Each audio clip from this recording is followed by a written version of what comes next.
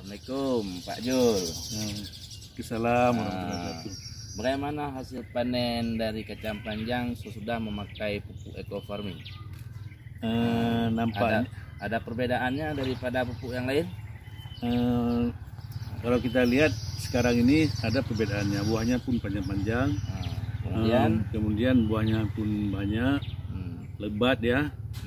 Ketimbang enggak memakai pupuk eco farming. Alhamdulillah ya. Kemudian daunnya pun hijau ya. Ya.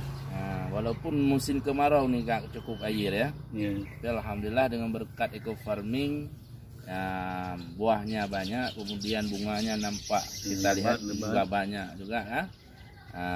Dan pohonnya hijau semua ya. Alhamdulillah. Assalamualaikum warahmatullahi wabarakatuh.